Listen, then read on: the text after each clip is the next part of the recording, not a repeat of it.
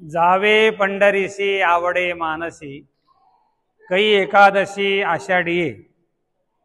आषाढी वारीचे वेद वारकरी ज्यांनी संप्रदायाची दीक्षा घेतलेली आहे आणि सर्वांनाच आषाढीचे आता वारीचे वेद लागलेले आहेत.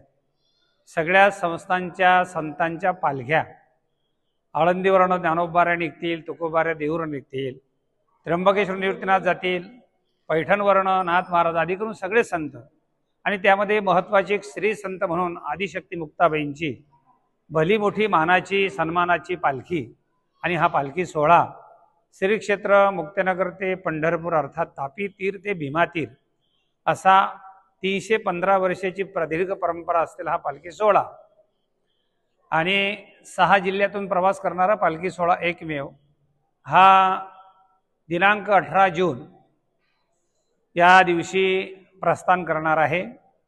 सर्व वारकरी प्रेमी वारकरी संप्रदाय लोकांना याच्यावर सगळ्यांनाच एक संस्थांच्या या व्यासपीठांवर एक आवाहन करण्यात येत आहे.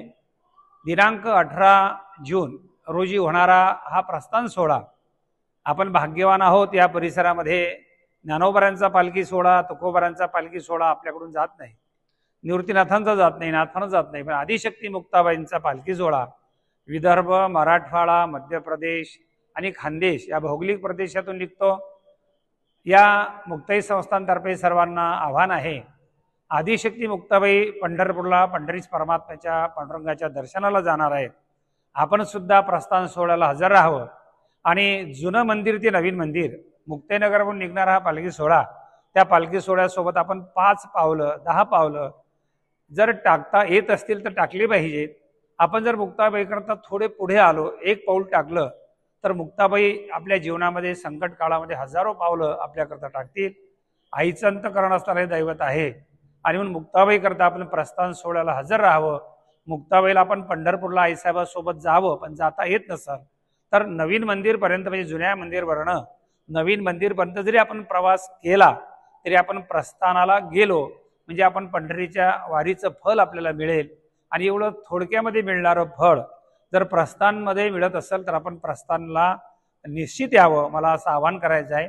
बऱ्हाणपूर परिसरातून, मुक्ताईनगर परिसरात, मलकापूर परिसरातून, जामनेर परिसरातून, रावेर, भुसावळ, यावल या आपल्या आदिशक्ती मुक्ताबाईंचे जो काही पंचक्रोशी परिवार आहे, परिसर आहे, या सगळ्या परिसरातून आपण सगळ्यांनी प्रस्थानला यावं आणि आईसाहेबांच्या या पालखी सोहळ्यामध्ये आपण सहभागी व्हावं अशी सर्वांना विनंती करतो.